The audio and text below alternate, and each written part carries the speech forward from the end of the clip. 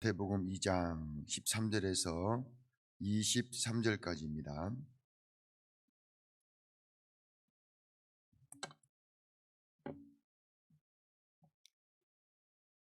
마태복음 2장 13절에서 23절까지 다 같이 한 목소리로 하나님의 말씀 같이 읽도록 하겠습니다. 그들이 떠난 후에 주의 사자가 요셉에게 현몽하여 이르되 헤롯이 아기를 찾아 죽이려 하니 일어나 아기와 그의 어머니를 데리고 애굽으로 피하여 내가 내게 이르기까지 거기 있으라 하시니 요셉이 일어나서 밤에 아기와 그의 어머니를 데리고 애굽으로 떠나가 헤롯이 죽기까지 거기 있었으니 이는 주께서 선지자를 통하여 말씀하신 바 애굽으로부터 내 아들을 불렀다 함을 이루려 하심이라.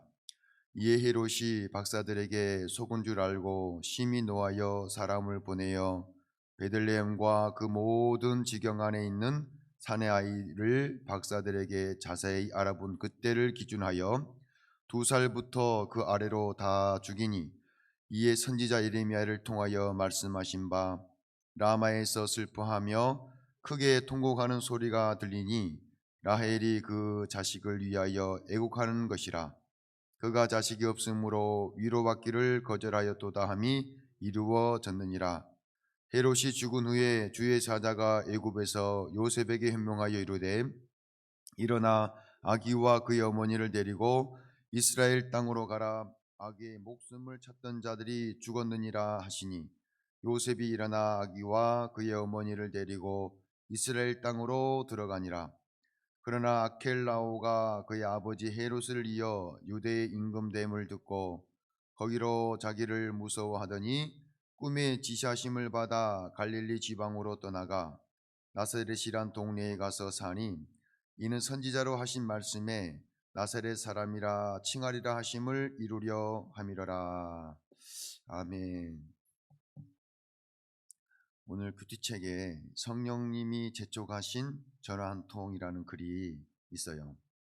1991년 10월 드디어 시각 장애인들을 위한 세빛선교회관에서 감격의 입당 예배를 드렸습니다. 그런데 기쁨도 잠시 1992년 3월 20일 새벽 1시에 4층 숙소에서 화재가 발생했습니다.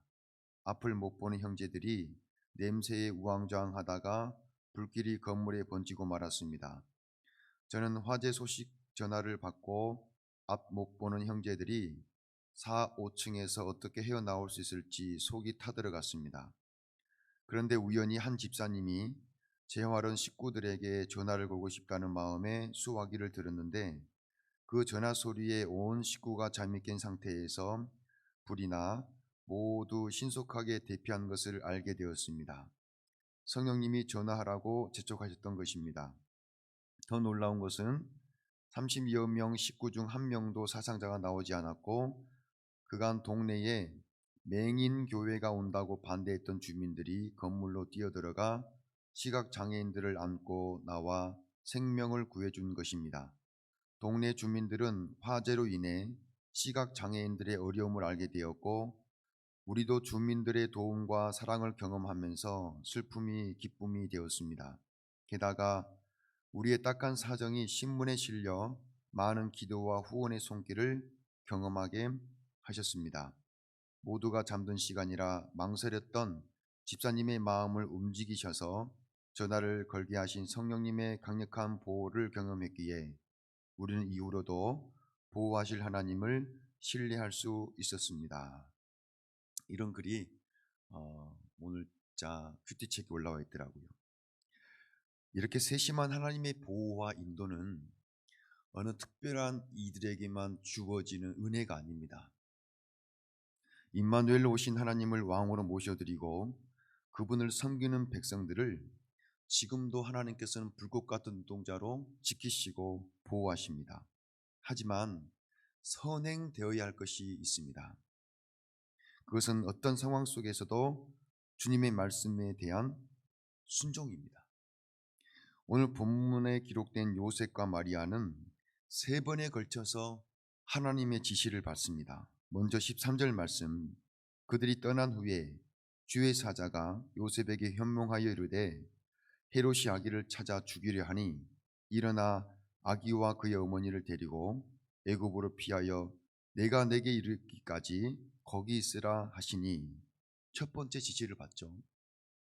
두 번째는 19절 20절 말씀입니다. 헤롯이 죽은 후에 주의 사자가 애굽에서 요셉에게 현명하여 이르되 일어나 아기와 그의 어머니를 데리고 이스라엘 땅으로 가라. 아기의 목숨을 찾던 자들이 죽었느니라 하시니 두 번째 지시를 받습니다. 세 번째 지시는 22절 말씀입니다. 그러나 아켈라오가 그의 아버지 헤롯을 이어 유대의 임금됨을 듣고 거기로 가기를 무서워하더니 꿈에 지시하심을 받아 갈릴리 지방으로 떠나가.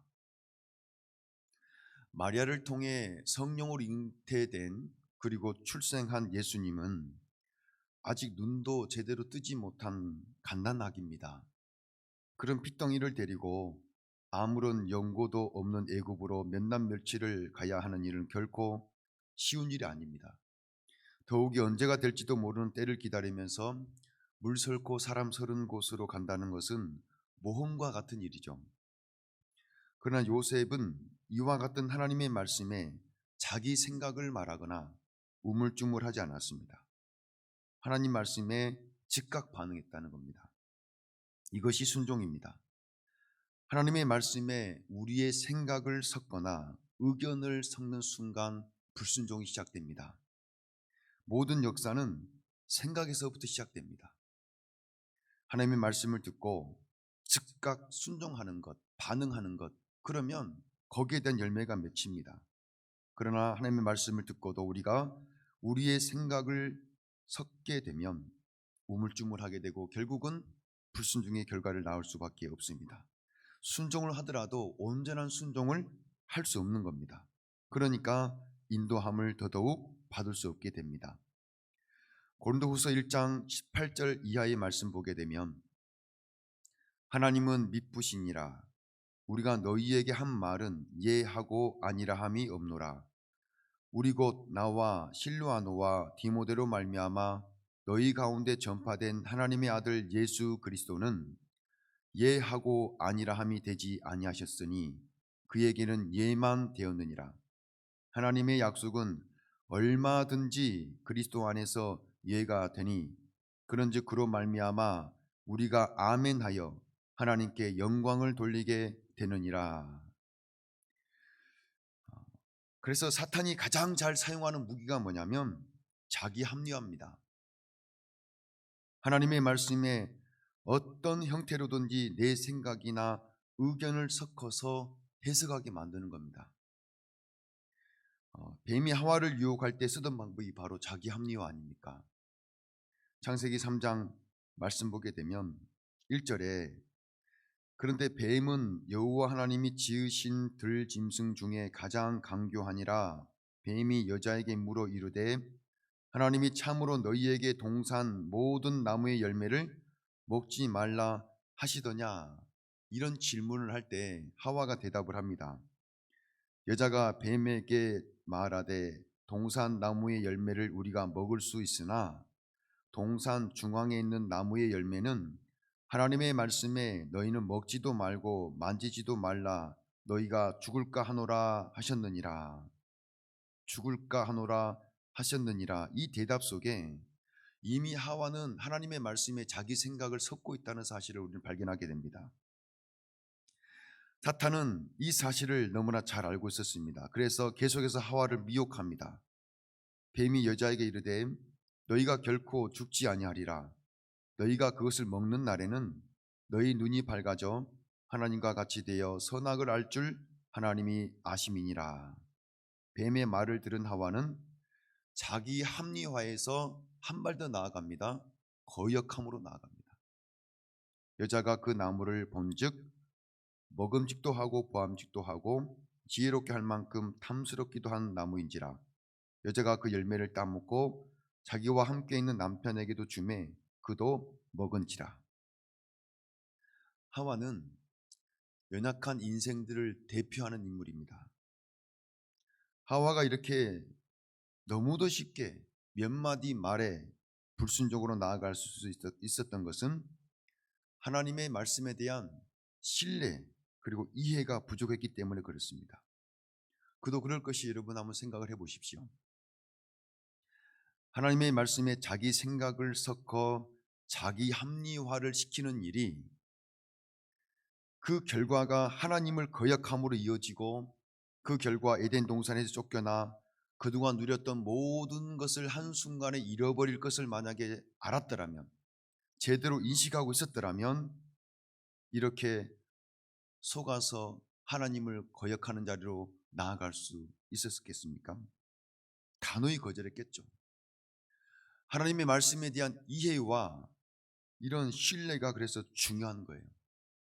그래서 믿음이 중요합니다.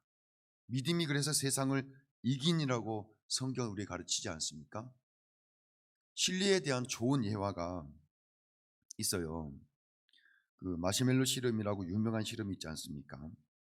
1960년에서 70년대 스탠퍼드 대학교의 심리학자 월터 미셸이 실시한 실험에 참여하기 위해서 4살짜리 어린이들이 작은 책상 하나만 덩그러니 놓인 방 안에 초대됩니다. 책상 위에는 달콤한 마시멜로 2개와 종 1개가 놓여 있습니다. 연구자들이 어린이에게 말합니다. 난 바빠서 잠깐 나가봐야 해요. 내가 돌아오면 마시멜로 2개를 다 줄 테니 기다리세요. 혹시 그 전에 마시멜로가 먹고 싶으면 종을 울리고 하나만 먹으세요. 하지만 그걸로 끝이에요. 2개를 다 먹고 싶으면 내가 돌아올 때까지 기다려야 해요 하고 연구자가 나갔습니다.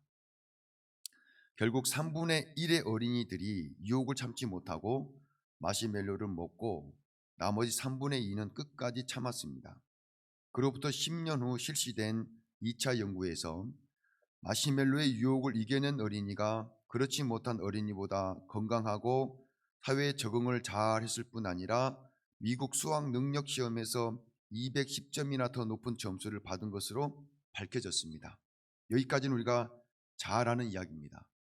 그런데 마시멜로 실험이 여기에서 그치지 않고 이후로 계속해서 연구가 되어졌는데, 처음에는 어린이들이 자기 통제 능력, 유혹을 참는 능력이 성공의 중요한 요소라고만 정리되었습니다. 그런데 연구가 진행되면서 이런 질문이 추가되었습니다. 어떤 어린이가 달콤한 마시멜로의 유혹을 이길 수 있는 자기 통제 능력을 발휘했는가입니다. 답은 규칙을 설명한 어른을 신뢰한 어린이였습니다.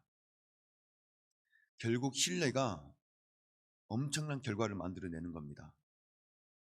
우리가 하나님의 말씀을 얼마만큼 신뢰하느냐에 따라서 영적으로도 마찬가지입니다. 하나님께서 우리를 사랑하신다는 사실을 우리는 성경을 통하여 알고 있습니다. 그 사실을 내가 신뢰하느냐는 겁니다. 하나님께서 우리에게 영원한 하나님의 나라를 주실 것을 신뢰하며 소망하느냐입니다. 보이지 않고 볼 수 없지만 지금도 살아계신 하나님이 나와 함께 하시고 나를 지키시고 보호하시고 인도하고 계신다는 사실을 내가 얼마만큼 신뢰하느냐입니다. 이 모든 것이 우리에게 눈으로 보이지 않고 손으로 잡히지 않지만 얼마만큼 신뢰하느냐에 따라서 우리의 삶은 완전히 달라질 겁니다. 지금 1년 아니 10년 후에는 완전히 달라질 겁니다. 그 이후에는 더더욱 달라질 것입니다. 오늘 본문 속 요셉은 때로는 하나님의 말씀이 주어질 때 그것이 쉽게 아멘 하면서 순종할 수 있는 말씀이 아니었습니다. 하나님의 말씀은 때로 우리에게 그렇게 다가옵니다. 우리의 생각에 하나님 이 말씀은 조금 기다려 주시면 안 되겠습니까? 이 말씀은 제가 아니라 다른 사람에게 허락하시면 안 되겠습니까? 이런 요구는 제가 질 수 없는 것 아닙니까? 이렇게 우리의 생각을 하나님 앞에 내려놓을 때도 있어요. 그러나 오늘 요셉과 마리아는 그렇지 않았다는 겁니다. 그러니까 그들의 인생이 어떻게 됩니까? 아주 정확한 때에 세심한 방법으로 인도함을 받는 겁니다. 이게 요셉과 마리아가 가지고 있었던 하나님의 말씀에 대한 신뢰 때문에 이루어진 결과입니다. 우리를 위해서 독생자까지 아낌없이 십자가에 내어주신 하나님의 말씀을 신뢰함으로 오늘도 여러분 우리 안에 당면한 많은 문제들 그리고 수많은 유혹들 그 모든 것을 이길 수 있습니다. 믿음으로 도전해 보시기 바랍니다. 그렇게 될 때에 사도 바울과 같이 표대를 향하여 경주자와 같은 삶을 살 수 있습니다. 믿음의 주요 온전케 하신 예수를 바라보면서 그분이 주실 상을 바라보면서 달려갔던 그런 삶, 이런 마지막 때 저와 여러분에게 하나님께서 요구하시고 원하시는 삶입니다. 이 새벽에도 우리가 기도할 것은 바로 그런 기도입니다. 하나님의 말씀에 대한 눈을 열어주시고 귀를 열어주시고 마음을 열어 깨닫게 해 주셔서 좌로나 우로나 치우치지 아니하고 우리의 생각이나 경험과 지식으로 하나님의 말씀을 타락시키지 않고 있는 그들의 말씀 앞에 예 하며 아멘으로 달려갈 수 있는 그런 믿음의 사람들 될 수 있기를 기도했으면 좋겠고요. 또 나아가서 살아가는 목장 안의 지체들과 우리의 가정의 자녀들과 다음 세대들이 그러한 신앙으로 세워질 수 있도록 우리가 기도하길 원합니다. 나아가서 우리 교회가 이 지역의 수많은 영혼들, 아직도 이 땅 가운데 하나님의 복음을 받아들이지 못한 가운데 놓여있는 사망의 그늘에 있는 영혼들 위해서도 같이 우리가 기도할 때 전도의 문을 열어주셔서 하나님 이 전이 차고 넘치는 부흥의 역사가 일어나게 하여 주시옵소서. 같이 기도해 주셨으면 감사하겠습니다. 하나님 우리 아버지 감사합니다. 새날 주시고 새 생명 주시고 하루의 첫 시간 하나님께 드릴 수 있는 은혜 주심을 감사합니다. 하나님 믿음 없음을 도와주시옵소서. 할 수 있거든이 무슨 말이냐, 믿는 자에게 능치 못할 일이 없느니라 말씀하신 주님, 주님께서 말씀하신 그 믿음이 우리 모두의 믿음 되길 원합니다. 믿음이 세상을 이기고 믿음이 모든 역사를 바꿉니다. 하나님 말씀하실 때 어떤 말씀이든지 그 말씀 앞에 예 하며 순종할 수 있는 믿음의 권속들 다 될 수 있도록 역사하여 주시옵소서.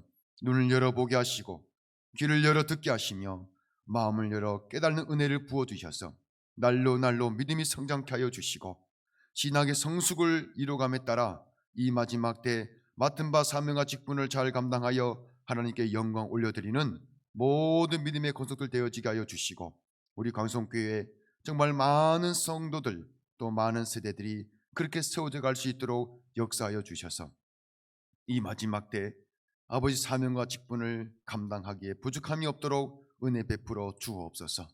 이 새벽에도 함께하는 모든 심령들 머리 위에 하늘의 신령한 은혜와 복을 함께 하시고 간절한 기도 위에 역사하여 주시옵소서.